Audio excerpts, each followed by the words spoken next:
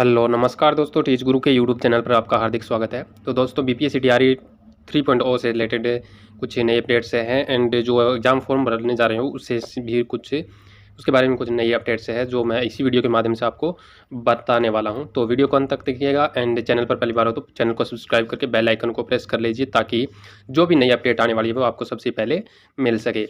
And तो चलते हैं दोस्तों, क्या है क्या नहीं है वो सारा का सारा अपडेट हम देख लेते हैं और अतुल प्रसाद जी ने अभी क्या कहा है वो भी देखते हैं। तो वीपीएससी चेयरमैन ने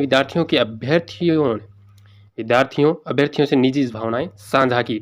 जो अतुल प्रसाद जी ने उन्होंने अभ्यर्थियों से क्या है जो निजी भावनाएं वो साझा की है। वो उन्होंने क्या कहा है, अतुल बोले आईएएस बनना मेरी गलती, हर चमकने वाली चीज़ सोना नहीं होती। तो यूपी के विद्यार्थियों की जो तरफदारी की बात को नकारा। अतुल ने उनके और के पाठक के यूपी के होने के कारण यूपी के विद्यार्थियों की तरफदारी या मदद करने की बात को नकारा। उन्होंने कहा कि के पाठक तो यूपी के हैं लेकिन मैं प्रॉपर पटना का रहने वाला हूं। मेरी स्कूल की पढ़ाई पटना से हुई है। मैंने पटना साइंस कॉलेज से ग्रेजुएशन किया। बिहार की परीक्षाओं में दूसरे राज्यों के ज़्यादा प्रश्न होने के सवाल पर उनका कहना था कि पीटी में जनरल को नॉलेज के सवाल होते हैं, जबकि मेंस की परीक्षा में जो 300 नंबर में से 100 नंबर का प्रश्न बिहार को लेकर ही पूछा जाता है। तो देखते हैं और क्या कहा है इन्होंने। बीपीएससी चेयरमैन अतुल प्रसाद ने कहा है कि आईएएस अफसर बनाना मेरी बड़ी गलती थी, इसका खामियाजा भुगतना ही है, भुगत रहा हूं। उन्होंने कहा हर चमकने वाली चीज़ सोना नहीं होती। यह बात मुझे बहुत बाद में समझ में आई। अतुल प्रसाद का कार्यकाल 12 फरवरी से को पूरा हो रहा है। इसके पहले आयोग द्वारा अभ्यर्थियों की शंका के समाधान के लिए संवाद कार्यक्रम आयोजित था। इसी दौरान एक छात्र ने उनसे पूछा कि आईआईटी प्रवेश परीक्षा में ऑल इंडिया लेवल पर 9वीं रैंक लाने के बाद भी उन्होंने सिविल सेवा क्यों चुनी। तो इसी के जवाब में कहा कि आईएएस बनना मेरी गलती थी। रुचि के सवाल के जवाब में अतुल ने कहा कि पेपर लीक के समय अविश्वास का माहौल था। हमने ओएमआर देना शुरू किया और परीक्षा लेने की बारी आई तो डीएम तक साथ नहीं दे रहे थे। तो ऐसा उन्होंने बोला है। अतुल प्रसाद ने आईएएस बनने की जो को लेकर क्या है, उन्होंने कहा है कि मेरी गलती है और हर चमकने वाला चीज़ है वो सोना नहीं होती। तो ये अपने क्या है निजी भावनाएं व्यक्त की है उन्होंने। एंड देखते हैं जो 2 बार शामिल हो चुके हैं, यानी शिक्षक भर्ती 3 ही मौका, क्या कितने मौके हैं वो देख लेते हैं। जो 2 बार शामिल हो चुके हैं वे सोच समझ कर आवेदन करें। बीपीएससी शिक्षक भर्ती में शामिल होने के लिए अभी अभ्यर्थियों को 3 चांस ही मिलेंगे। आगे सरकार इसे बढ़ा सकती है, ऐसे में सोच समझ कर आवेदन करें। यहाँ ध्यान देने की बात है यह है कि एक बार के विज्ञापन के तहत 1 से 5, 6 से 8, 9 से 10, 11 से 12 की तक की के लिए फॉर्म भरने पर एक अटेम्प्ट ही माना जाएगा। शिक्षाविद गुरु रहमान ने कहा कि यह उचित फैसला नहीं है, कम से कम 6 बार मौका देना चाहिए। उन्होंने बताया कि 13 जनवरी को कुछ छात्रों को लेकर उप मुख्यमंत्री सम्राट चौधरी ने मुलाकात करेंगे। Civil service expert Raj Kishore Dubey ने कहा कि जो अभ्यर्थी 2 बार परीक्षा दे चुके हैं वे तैयार नहीं हो तो इस बार आवेदन नहीं करेंगे। अगस्त में आने वाली 4थे चरण के विज्ञापन में आवेदन करेंगे। एंड बीपीएससी ने तीसरे फेज के लिए नोटिस जारी कर दिया है। फॉर्म भरने के लिए वेबसाइट ऑनलाइन bbscbihar.com government.in पर जाना होगा। परीक्षा का आयोजन है वो 7 से 17 मार्च के बीच होगा। रिजल्ट 22 से 24 मार्च के बीच आएगा।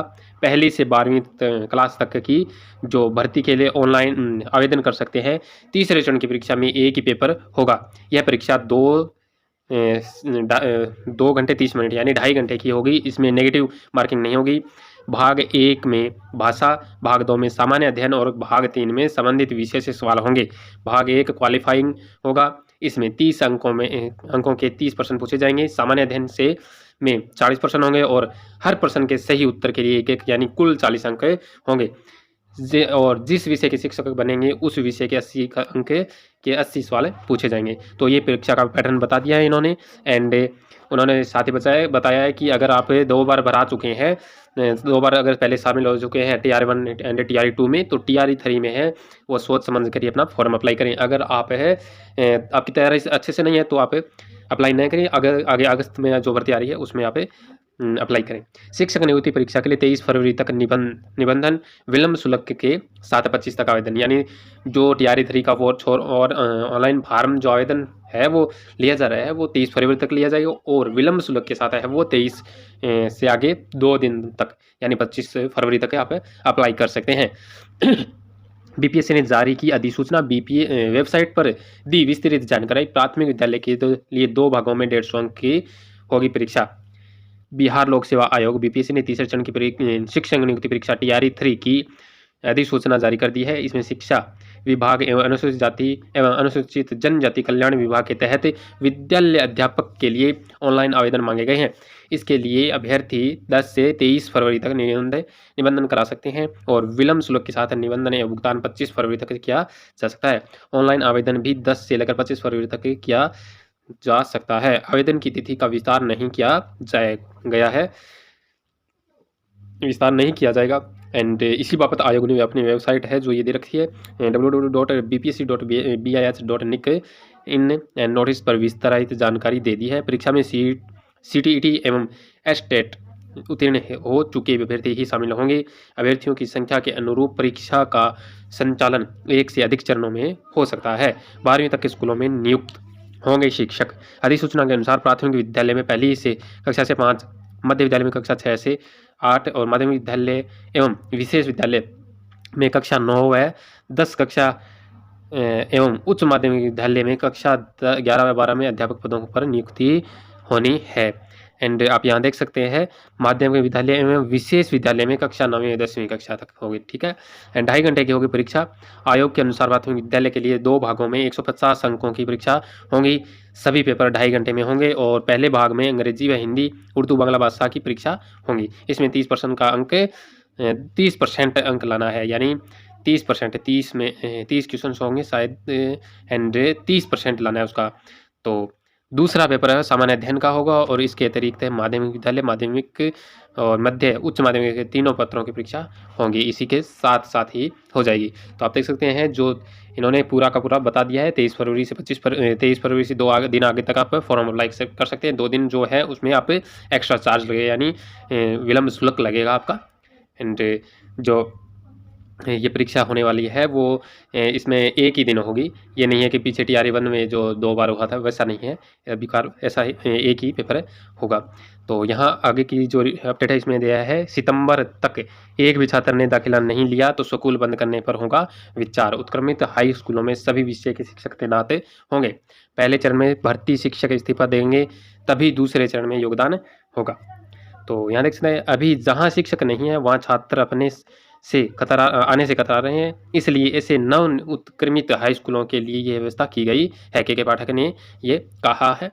एंड विभाग ने कहा कि जो शिक्षक बिहार लोक सेवा आयोग से पहले चरण में से परीक्षा में चयनित होकर कार्य कर रहे हैं और दूसरे चरण में भी सफल हुए हैं, उन्हें पहली जगह से त्याग पत्र देने के बाद ही नई जगह योगदान का मौका मिलेगा। इसको लेकर शिक्षा विभाग के माध्यमिक शिक्षा निदेशक कन्हैया प्रसाद श्रीवास्तव ने सभी डीओ को पत्र भेजा है। दरअसल पहले चरण में नियुक्त कुछ शिक्षकों को दूसरे चरण में पसंदीदा जिला मिल गया है और या उच्च वेतनमान पर चयन हो गया है, इसलिए वे दूसरे चरण में नियुक्त होना चाहते हैं। इसको देखते हैं ही विभाग ने निर्देश दिया है कि विभाग ने जिलों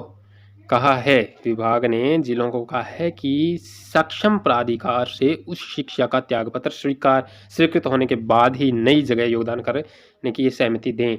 यानी अगर आप पहले से कहीं मतलब ज्वाइन है और आप वहाँ से दूसरी जगह पर आप भी ज्वाइन करना चाहते हैं तो उस पहली जगह पर आपको रिजाइन देना पड़ेगा, उसके बाद ही आपको आगे दूसरी जगह सेलेक्ट किया जाएगा। 55,000 शिक्षक माध्यमिक और उच्च माध्यमिक में योगदान दे रहे हैं और नामांकन के लिए प्रचार प्रसार होगा। और के पाठक ने सभी डीएम को दिया निर्देश। नामांकन के लिए गांव में होगी ग्राम सभा, यानी बहुत अच्छा कार्य किया जा रहा है। यानी बच्चों को और अभिभावकों को क्या है उन्हें उत्साहित करने के लिए, शिक्षा के लिए उत्साहित करने के लिए क्या है गाँव में ग्राम सभाएँ की जाएगी। और ये यहाँ पर भी इधर दिया है कि नव उत्क्रमित माध्यमिक विद्यालयों में अगर छात्र छात्राओं का एक भी नामांकन नहीं होगा तब भी वहाँ सभी विषयों के शिक्षकों की तैनात होगी और बरसाते उस जिले में बिहार लोक सेवा आयोग द्वारा उतने शिक्षक चयनित हो गए हों ताकि उस स्कूल में विद्यार्थी नामांकन लेने के लिए प्रेरित हों, यानी बच्चों को प्रेरित किया जाएगा। ऐसे स्कूलों में नामांकन के लिए प्रचार प्रसार किया जाएगा। उसके बाद भी अगर 30 सितंबर 2024 तक एक भी छात्र का नामांकन नहीं होगा तो उस स्कूल को बंद करने का शिक्षा विभाग विचार करेगा। इसको लेकर विभाग के अपर मुख्य सचिव के पाठक ने सभी जिलाधिकारियों को क्या है निर्देश दिया है। तो आप देख सकते हैं पूरी की पूरी अपडेट यहाँ। अगर पूरी के पढ़ने लगा तो टाइम लगेगा एंड वीडियो वैसे भी लंबी ज़्यादा हो चुकी है। तो आगे की अपडेट एक और है, वो देख लेते हैं क्या है कि CTET 15 से 17 तक आएगा रिजल्ट, यानी 15 से 17 तक रिजल्ट आने वाला है। और आपका जो Tier 3 के लिए जो ऑनलाइन आवेदन है वो 23 फरवरी तक भरे जाएंगे। तो और जो डॉक्यूमेंट्स है वो आप तैयार रखें एंड सीटेट का जो रिजल्ट आते ही आप अप्लाई करें। रिजल्ट आने से लाखों अभ्यर्थियों को मिलेंगे मौके और प्राथमिक मध्य विद्यालयों के लिए होगी बड़ी प्रतिस्पर्धा। प्राथमिक व मध्य विद्यालयों के लिए होगी बड़ी प्रतिस्पर्धा, यानी इसमें सीटें कम होगी, कैंडिडेट्स ज़्यादा है। 6 माह में शिक्षकों को 3 लाख रिक्तियाँ निकाली गई। 3 लाख रिक्तियाँ निकाली गई है। एक तरह से देखा जाए तो पूरे देश में शिक्षक नियुक्ति में रिकॉर्ड बनाने में बिहार सबसे आगे है। देश का यह पहला राज्य है जिसने 6 माह के अंतराल में 3 लाख से अधिक शिक्षकों की जो रिक्तियां हैं वो निकाली है। इसमें पहले चरण में 1,20,000 रिक्तियों का भरा गया, वहीं दूसरे चरण में 96,000 शिक्षक नियुक्त किए। दूसरी तरफ शिक्षा विभाग के आदेश के बाद BPSC ने तीसरे चरण की वैकेंसी भी निकाल दी है। इसमें भी 87,000 रिक्तियाँ आने की संभावना है। इसके लिए आवेदन की प्रक्रिया 10 फरवरी से शुरू हो जाएगी और आवेदन की जो अंतिम तिथि है वो 30 फरवरी ही निर्धारित की गई है।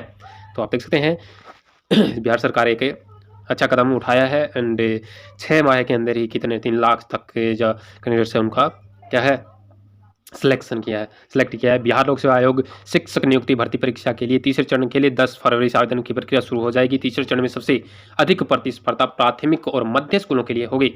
इसमें रिक्तियां कम और आवेदन अधिक होंगे। इस वजह से केंद्रीय माध्यमिक शिक्षा बोर्ड की ओर से आयोजित CTET का जो रिजल्ट है 15 से 17 फरवरी के बीच आने की पूरी संभावना है। CTET में पेपर 1 और पेपर 2 को मिलाकर देश भर में 31,32,000 अभ्यर्थियों ने आवेदन किया था। वहीं बिहार से दोनों पेपर मिलाकर 5,58,000 अभ्यर्थियों ने परीक्षा दी थी। परीक्षा 21 जनवरी को ली गई थी। इस परीक्षा में सफलता प्राप्त करने वाले जो लाखों अभ्यर्थियों को तीसरे चरण में आवेदन का मौका मिल जाएगा और BEd वाले सफल अभ्यर्थी 6 से 8वीं से में आवेदन कर सकेंगे। वही DLED वाले अभ्यर्थी प्राथमिक विद्यालयों के लिए आवेदन करेंगे। ऐसी स्थिति में कक्षा 1 से 5 और 6 से 8वीं की उम्मीदवारों को तीसरे चरण में आवेदन का मौका मिल जाएगा। वहीं शिक्षा विभाग ने आयोग के सूत्रों से मिली जानकारी के अनुसार प्राथमिक में कम रिक्तियाँ होगी। तो प्राइमरी लेवल PRT लेवल के लिए बहुत ही कम रिक्तियाँ देखने को मिलेगी, ऐसा ये शिक्षा विभाग की ओर से कुछ कहा गया है। एंड तीसरे चरण में कम आवेदन होंगे प्राप्त। आयोग इस बार किसी अपेयरिंग उम्मीदवारों को मौका नहीं दे रही है और इनका रिजल्ट पहले से क्लियर है, उसी को आवेदन का मौका दिया गया है। बिहार बोर्ड की ओर से STT यानी स्टेट के लिए आवेदन को 2 दिसंबर में भी करा लिया गया, यानी दिसंबर में ही करा लिया गया। इसकी परीक्षा मार्च में संभावित है। ऐसी स्थिति में नए अभ्यर्थी माध्यमिक और उच्च माध्यमिक नहीं होंगे। ऐसी स्थिति में पूर्व में स्टेट सफल उम्मीदवार ही आवेदन कर सकेंगे। उच्च माध्यमिक व माध्यमिक में कम आवेदन आने की संभावना है, पर इसमें रिक्तियों की संख्या ज़्यादा होने की संभावना है। पूरे राज्य में उत्क्रमित विद्यालयों में संख्या बढ़ी है, यानी उच्च माध्यमिक में व माध्यमिक में कम आवेदन आने की संभावना है, लेकिन इसमें सीटें ज़्यादा है।